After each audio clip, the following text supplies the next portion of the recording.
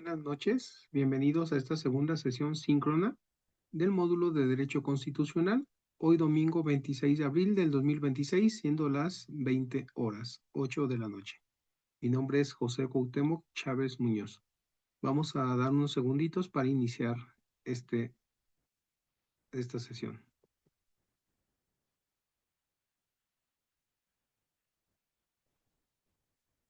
Buenas noches Diana. Vamos a dar unos segunditos, terminen de ingresar y iniciamos esta segunda sesión síncrona.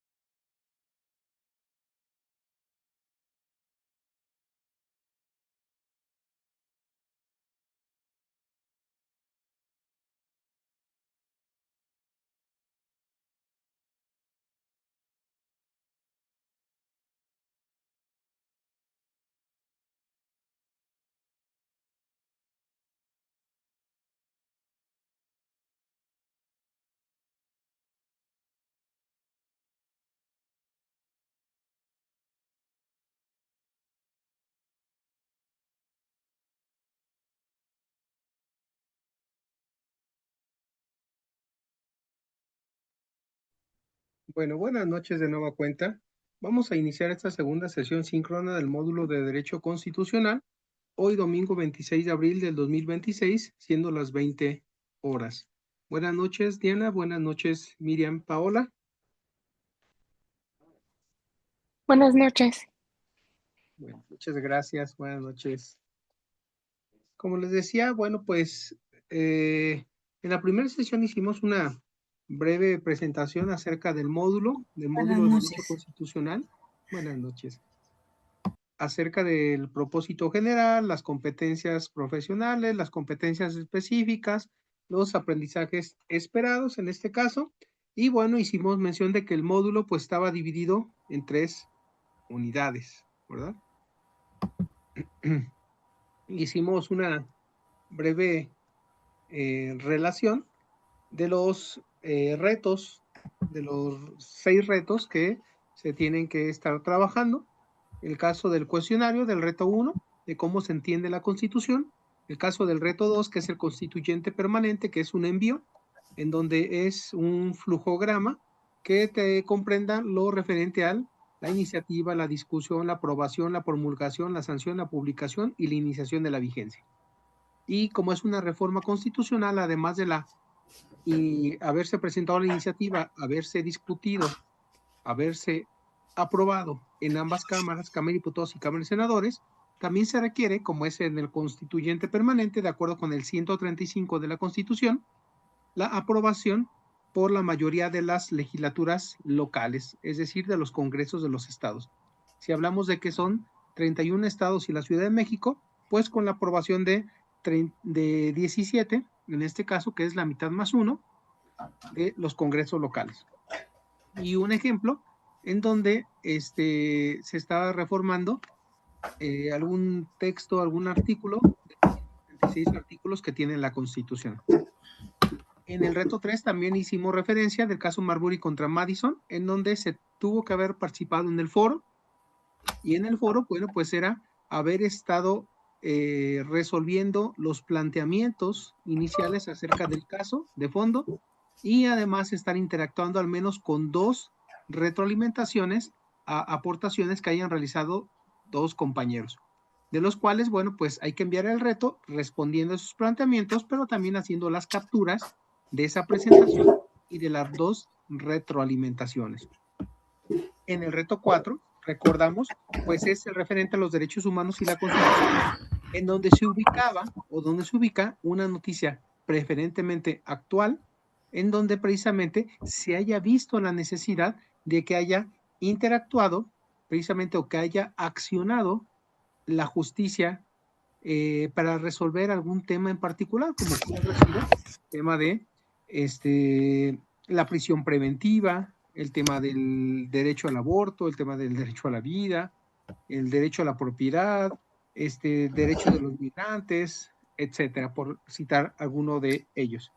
En el reto 5, que es de la división de poderes, que es un cuestionario que ustedes también tuvieron que haber estado trabajando, para finalizar con el reto 6, que es el de la inconstitucionalidad y la controversia constitucional, en donde básicamente se refiere o alude a una lectura de unas páginas en particular, no toda la acción, no toda la acción de inconstitucionalidad que presentó el ministro Alberto Pérez Dayán respecto de la ley de remuneraciones de los servidores públicos, donde determina la inconstitucionalidad, ¿sí? Además de un cuadro comparativo entre lo que son las acciones de inconstitucionalidad y la controversia constitucional, donde se hace, además de un reporte de esa lectura, de esas páginas en particular, lo referente, pues, en el reto 6, de lo que es las acciones de inconstitucionalidad y la controversia constitucional. Eso es, a grosso modo, parte de lo que vimos en la sesión primera de este módulo de Derecho Constitucional. Buenas noches, Antonio, bienvenido. Hola, buenas noches, gracias. Gracias. Bueno, básicamente les voy a comentar el día de hoy algunos temas, entre ellos, antes de comenzar, no sé si tuvieran alguna duda, algún planteamiento, algún comentario, cómo van en el módulo. Diana, Miriam, Antonio, ¿qué nos quieren compartir, comentar o preguntar?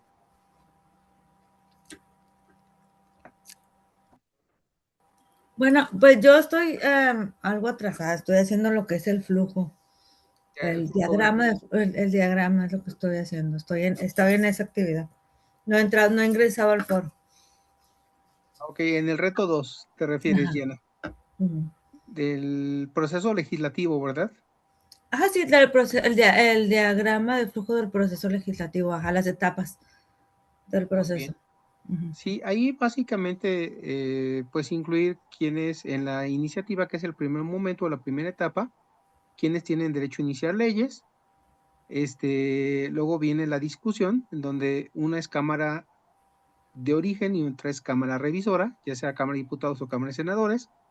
Viene la discusión y en su caso la votación, puede ser su aprobación o no, en ambas cámaras, en la de origen y en la revisora. Y después viene, en el caso de reforma constitucional, su envío a los congresos de los estados para que lo aprueben la mayoría de los congresos locales. Bastaría con la aprobación de 17 congresos. En el caso de una reforma ordinaria, pues se remite al titular del Ejecutivo, en este caso a la Presidencia de la República, para la sanción, que es la publicación de esa iniciativa aprobada. Y en la Cámara de Diputados, entrando a la Cámara de Diputados del Honorable Congreso de la Unión, ahí se puede estar revisando las reformas que ha tenido la Constitución, entre ellas, por ejemplo, algunas de las últimas también muy importantes, la reforma al Poder Judicial, y van a por citar algunas otras, pero ahí viene el detalle cuáles son. Muy bien, Diana. Miriam, Antonio, ¿cómo van? Disculpe, maestro, yo voy más o menos bien, o no sé, voy a empezar el reto 4, pero antes de pasar con mi avance, quisiera hacerle una pregunta respecto a esto del procedimiento legislativo. Sí. Bueno, ya sabemos que las iniciativas se van a una de las dos cámaras, pero ¿qué determina a qué cámara se va realmente? ¿Si a la de diputados o a la de senadores o siempre se va primero a la de diputados o cómo está eso? Sí, mira, precisamente dentro de la propia Constitución se establece cuáles temas pueden ser presentados de manera inicial en cada una de las cámaras y en general, cualquier tema puede ser indistintamente cámara de origen o cámara revisora. Lo que se refiere directamente, y así lo señala la Constitución, al temas de la ley de ingresos o el proyecto de la ley de ingresos o temas de endeudamientos, de empréstitos, temas de ingresos, serán discutidos inicialmente en donde sería la Cámara de Origen, la Cámara de Diputados. Temas de comercio exterior, temas de asuntos o de relaciones exteriores o que tengan ese impacto o ese alcance, será discutido inicialmente en la Cámara de Senadores.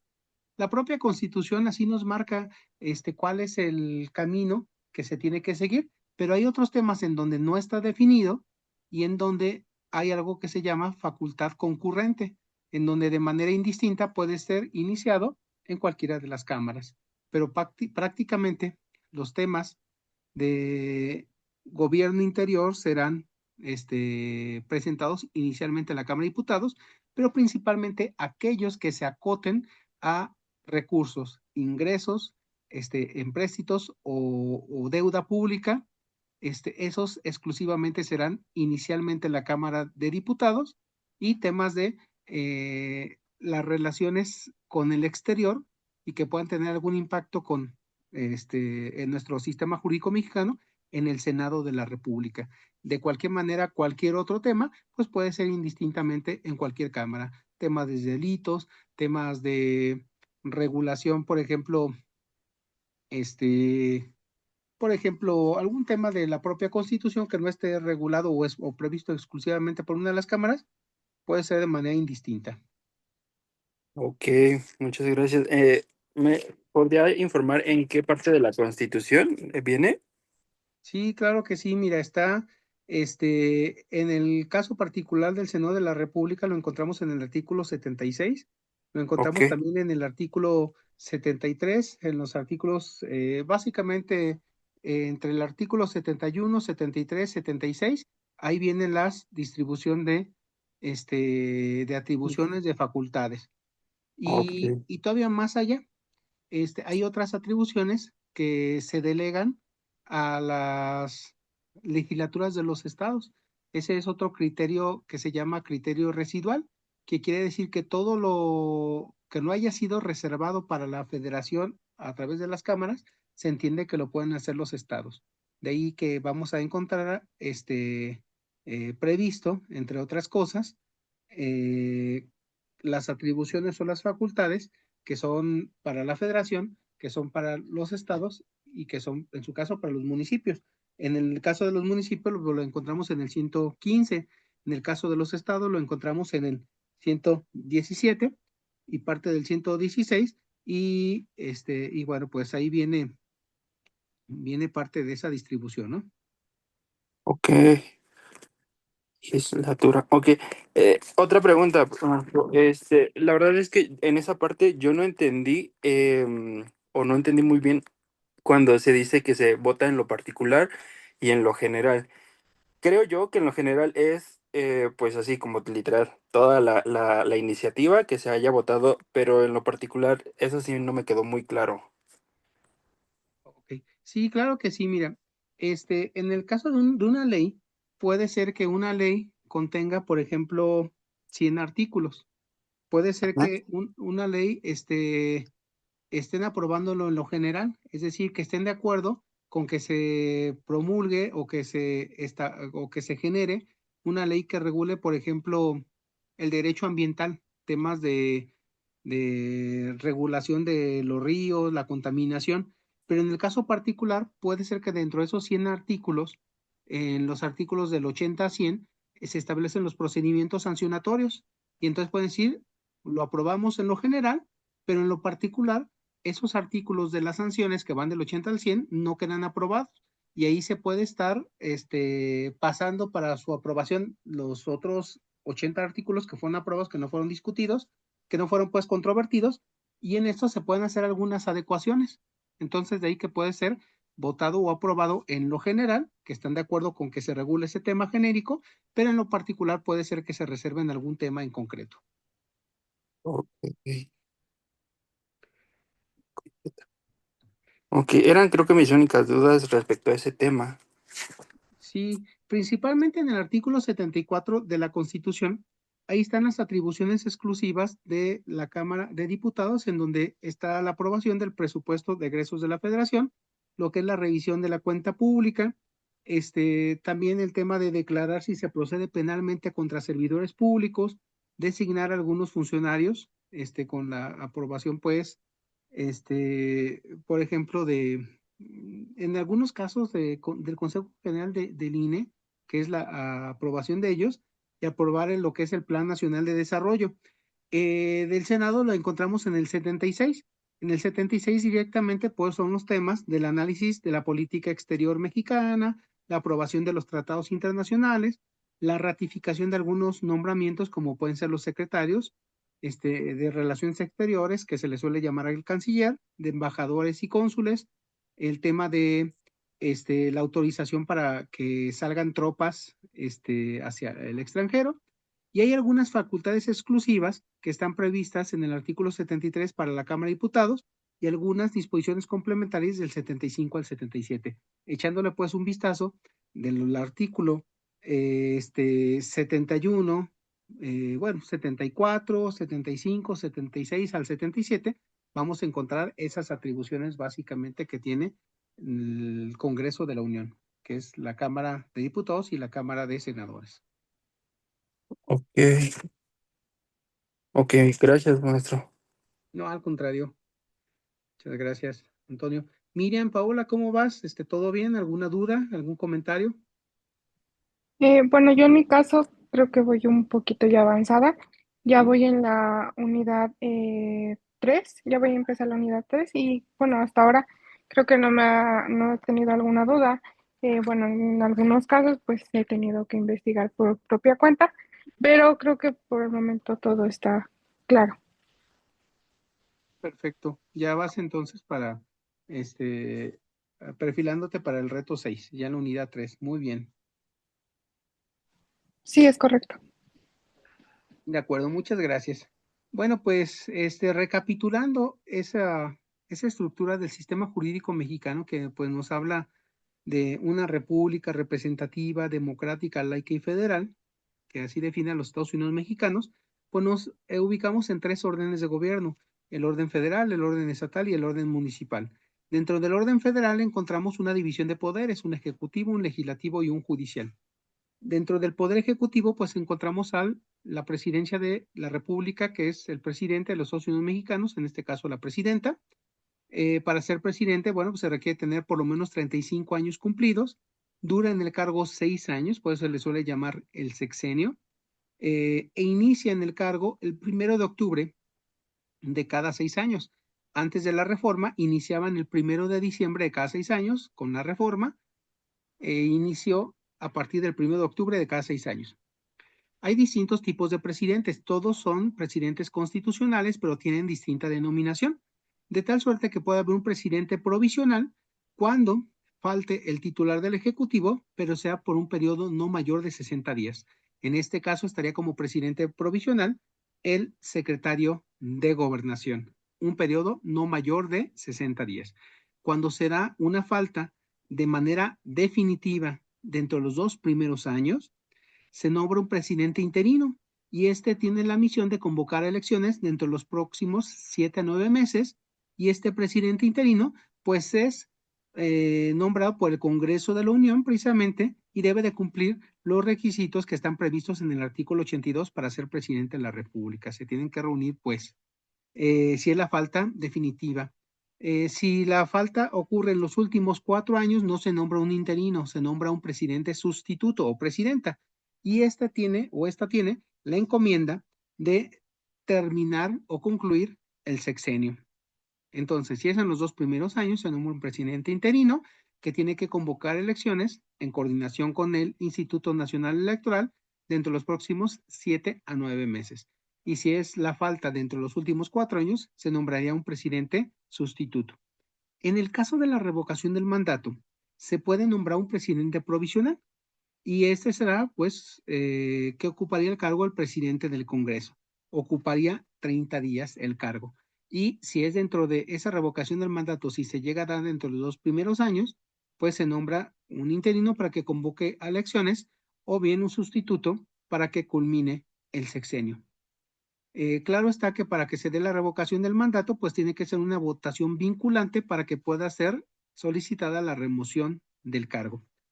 Si no se presenta a rendir protesta, a tomar posesión del cargo, la presidenta o presidente de la República el 1 de octubre, se nombra un presidente provisional y el presidente provisional pues sería quien detente el cargo de presidente del Senado de la República y durará 30 días. Se nombrará a este presidente provisional que durará 30 días para que se esté convocando elecciones dentro de los próximos 7 a 9 meses. Aquí lo que quiero destacar es que cualquier denominación que tenga, ya sea presidente electo, ya sea presidente constitucional, porque es provisional, interino o sustituto, la denominación que tenga, la presidencia de la República es el titular de la Administración Pública Federal. Es decir, el Ejecutivo de la Unión o el Ejecutivo Federal no se manda o no se gobierna solo, sino que hay toda una estructura que le ayuda a gobernar, la Administración Pública Federal. Y la Administración Pública Federal puede ser centralizada y descentralizada, que es el llamado gabinete legal y el gabinete ampliado. El gabinete legal o la Administración Pública centralizada son las llamadas secretarías de Estado. Para ser secretario de Estado deben de tenerse por lo menos cumplidos 25 años al momento de la designación. ¿Cuáles son el gabinete legal o también llamado la Administración Pública Centralizada? Pues la Secretaría de Gobernación, Secretaría de Relaciones Exteriores, Secretaría de Defensa Nacional, de Marina, de Seguridad y Protección Ciudadana, de Hacienda y Crédito Público, de la Función Pública, del Secretario de Salud, de Desarrollo Agroalimentario Territorial, Agrario Territorial y Urbano, de Cultura, de Turismo, del Bienestar, del Medio Ambiente, de Energía, de Economía, Agricultura, la Secretaría de Educación Pública, del Trabajo y Previsión Social, la Consejería Jurídica de la Presidencia. Ese es el gabinete legal. Ese es el gabinete legal. Son las secretarías de Estado. Cada una de esas secretarías tiene a la cabeza un secretario y tiene un staff, ese secretario, que es su jefe de oficina, su titular de asuntos jurídicos, el órgano interno de control, más en un momento más les explicaré en qué consiste el órgano interno de control, su director de comunicación social y el responsable de la unidad de transparencia. Debajo del secretario, pues hay la función o la figura de el subsecretario o la subsecretaría. Debajo del subsecretario está la dirección general o los directores generales, los directores de área, los coordinadores y los jefes. Todo a esto se le conoce pues como la burocracia, lo que es la administración pública federal dentro de la administración centralizada o gabinete legal. Frente a ese gabinete legal, que son las secretarías con toda esa estructura, está en la administración pública descentralizada o también llamada paraestatal, que también se le suele llamar gabinete ampliado. Y se encarga de, o bien son varias áreas que tienen algún tema en concreto, en específico que atender. Por ejemplo, el IMSS, el ISSSTE, que se enfocan directamente a la atención del tema de salud. Por ejemplo, Pemex CFE, de temas energéticos, hidrocarburos, por ejemplo, Pemex CFE, en materia de generación de energía eléctrica. Y bueno, pues también hay algunas otras entidades paraestatales o descentralizadas, como por ejemplo Casa de Moneda, la Comisión de Usuarios de Servicios Financieros, conocida como la CONDUCEF, el IPAF, el Instituto de Protección al Ahorro Bancario, la Lotería Nacional, la Comisión Nacional Forestal, una empresa que se llama Litio para México, el Instituto Mexicano de la Propiedad Intelectual o Industrial, la Profeco, Aeropuertos y Servicios Auxiliares, la Agencia Espacial Mexicana, CAPUFE, Caminos y Puentes Federales, CEPOMEX, por citar algunos. Además, bueno, pues los aeropuertos, el Tren Maya, etcétera. Estos, a diferencia, por ejemplo, de la administración pública centralizada, estas llamadas descentralizadas o paraestatales, la cabeza no es un secretario, sino es un consejo directivo o una junta directiva, y ellos nombran a un director general. El consejo o la junta de gobierno del IMSS nombran al director general del IMSS. El consejo general o el consejo directivo de Pemex nombran al director general de Pemex. Entonces, a la cabeza tienen un órgano directivo, que es un órgano consultivo, y nombran un administrador que es el director general. Director general, pues, de cada una de esas entidades. Y entonces el presidente o la presidenta se pone de acuerdo para atender todos los temas que son de interés público de nuestro sistema jurídico mexicano con una administración pública centralizada y descentralizada. Las centralizadas son las secretarías de Estado, es el gabinete legal, y la descentralizada, también llamada paraestatal, que es el gabinete ampliado. Esto es la estructura que se tiene en el Poder Ejecutivo federal, es el Poder Ejecutivo. Pero esa división de poderes, además del Ejecutivo, también está el Poder Legislativo, que ya habíamos dicho que en México es bicameral, 2 cámaras, Cámara de Diputados y Cámara de Senadores. La Cámara de Diputados, para ser diputado, se requiere tener por lo menos 18 años cumplidos y se integra por 500 diputados. Duran en el cargo 3 años.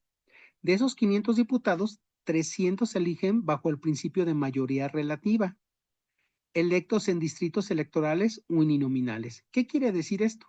Que todo el territorio nacional se divide en 300 espacios geográficos y en cada uno de ellos se elige a un diputado. En realidad se elige a una fórmula.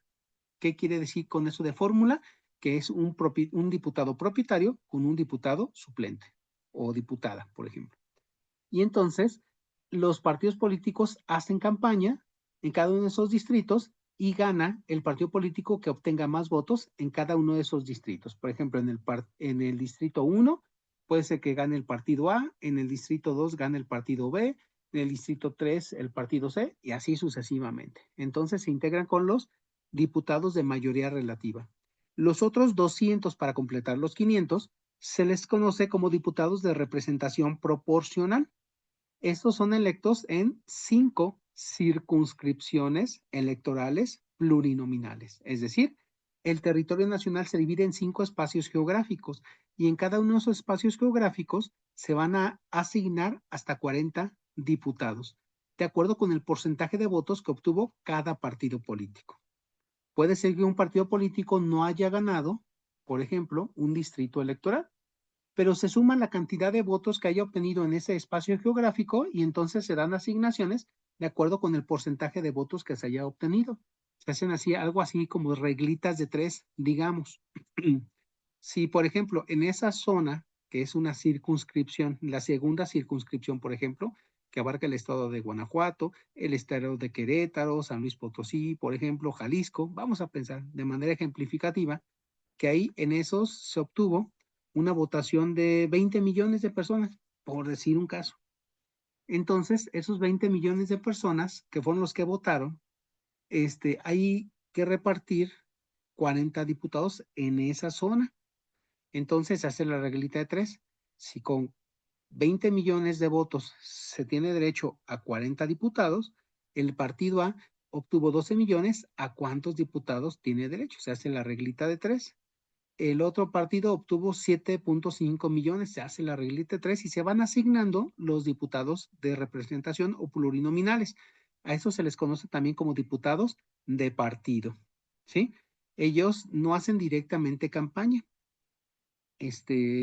Había una reforma que presentó la presidenta de la República donde se pretendía que ellos hicieran campaña y que se votara directamente por ellos, pero bueno, estos son de representación proporcional. Y entonces son 500 de mayoría, 300 de mayoría, 200 de representación proporcional, 500 en total. Eso es en la Cámara de Diputados. En la Cámara de Senadores son 128 senadores, de los cuales 64 son de mayoría. Son 31 entidades y la Ciudad de México 32. El partido político que gane ese estado y la Ciudad de México mete a 2 senadores. Entonces ahí tenemos los 64 senadores de mayoría. Los siguientes 32 por asignar son los senadores de primera minoría, es decir, el partido político que quedó en segundo lugar. Son senadores de primera minoría. Y los últimos 32 senadores para completar los 128 senadores son senadores de representación proporcional o bien llamados plurinominales. Y es en una lista de una circunscripción nacional. Es decir, se toma toda la votación que se obtuvo a nivel nacional y se hace la asignación de senadores atendiendo el porcentaje de votación. Claro, yo lo ejemplifico como una reglita de 3, pero es un poco más complejo que eso, porque también hay que atender a otros principios como que no haya una sobrerepresentación, que haya una paridad de género, que no haya más hombres que mujeres, que haya un resto mayor, y ahí establecen las reglas, la propia Constitución, para asignar a estos legisladores. Y así se tienen los 128 senadores que integran el Senado de la República. Perdón. Ellos trabajan pues en distintos periodos. El 1 de septiembre entran en función, ahora sí que son del 1 de septiembre al 15 de diciembre, es el primer periodo ordinario de sesiones, y el segundo periodo ordinario de sesiones es del 1 de febrero al 30 de abril. Mientras no estén sesionando los diputados y senadores, hay algo que se llama como la comisión permanente. La comisión permanente se integra por 37 legisladores, de los cuales son 19 diputados y 18 senadores, que es la comisión permanente. Cada una de las cámaras, Cámara de Diputados y Cámara de Senadores, tiene su mesa directiva. Esa mesa directiva pues tiene a su presidente, tiene algunos vicepresidentes, 3 vicepresidentes y un secretario por cada grupo parlamentario. Y la agrupación de los diputados o senadores del mismo partido se le conoce como grupo parlamentario. Se unen los del PAN, se unen los del PRI, se unen los de Morena, los del Verde, del Movimiento Ciudadano, y esos son los grupos parlamentarios. Y cada grupo parlamentario tiene su propio coordinador, ¿sí? Y el representante de cada grupo parlamentario, a la cabeza, se reúne en una junta de coordinación política. Y preside esa junta de coordinación política el que preside el grupo parlamentario con mayor número de legisladores. Eso es a grosso modo cómo se integra el poder legislativo federal.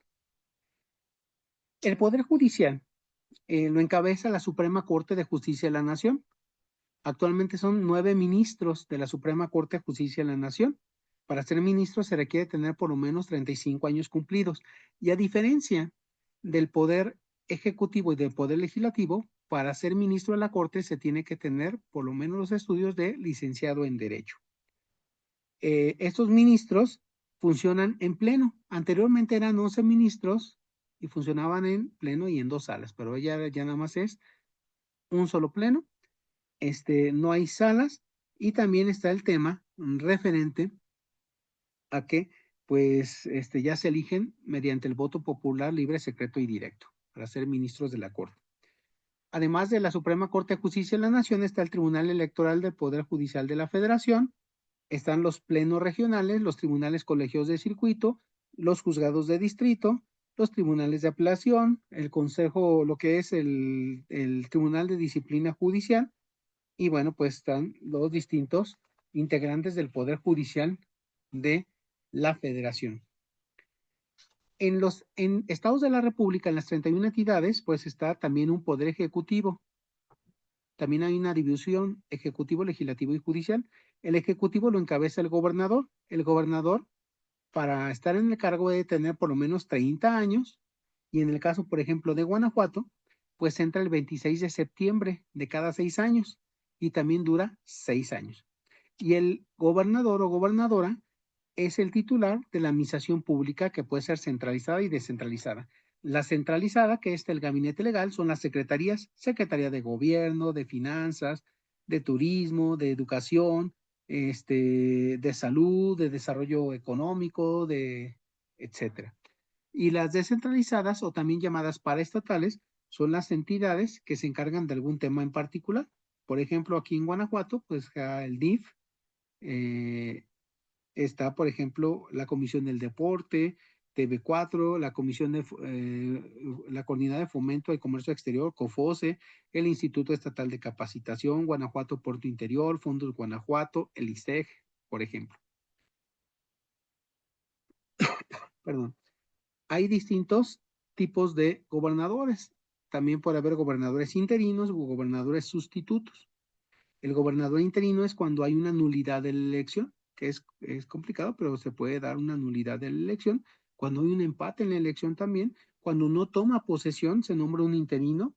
cuando faltan cuando la falta ocurre dentro de 3 primeros años, se nombra un gobernador interino. Cuando el gobernador falta en los 3 últimos años, se nombra un gobernador sustituto. Y cuando una ausencia será hasta por 90 días, se nombra un gobernador interino, pero durante esos 90 días, quien cubre el cargo es el secretario de gobierno.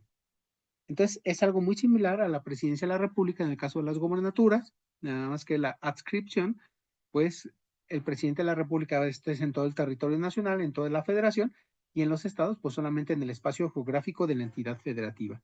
El poder legislativo, a diferencia del federal, que es bicameral, en los estados es un solo Congreso del Estado. Por ejemplo, aquí en el estado de Guanajuato son 36 diputados, 22 de mayoría y 14 de representación proporcional.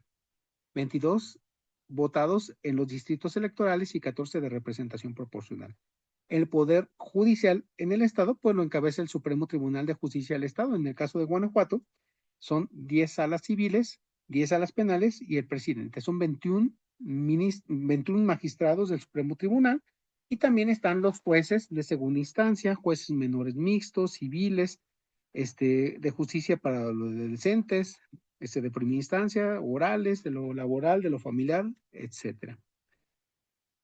Y en el ámbito municipal está el ayuntamiento, y en el caso de la Ciudad de México, las alcaldías. En el ámbito municipal no hay división de poderes, es un solo órgano, que es el ayuntamiento, que es un cuerpo colegiado. En el caso, por ejemplo, de Guanajuato, está el presidente municipal, los síndicos y los regidores.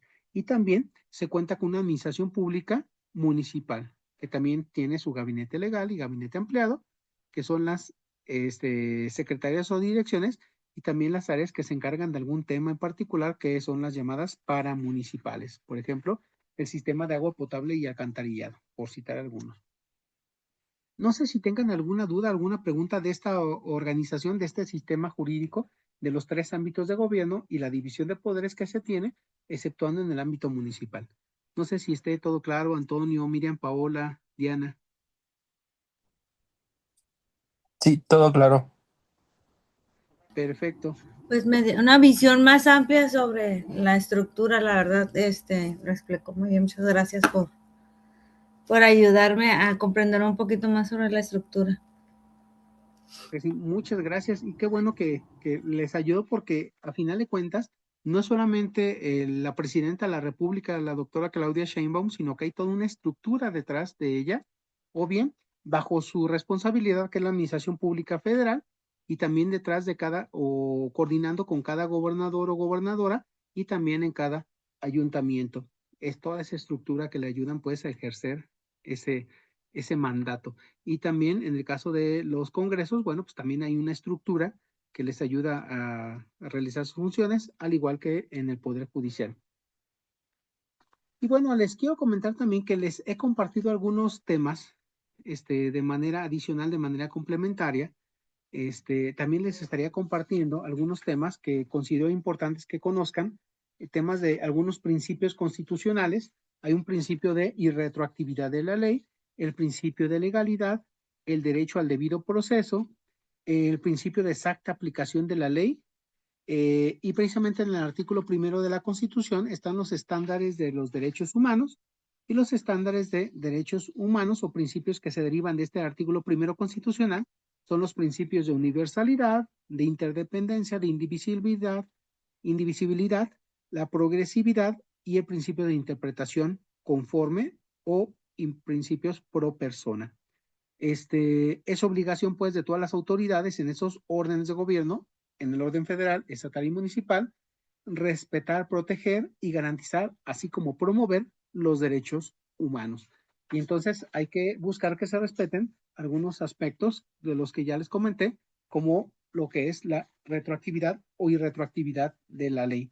Entonces, como les decía, les compartí ya algunos de esos materiales, y les voy a estar compartiendo algunos materiales adicionales que complementan lo que ustedes están viendo en sus, directamente en las lecciones y en los retos.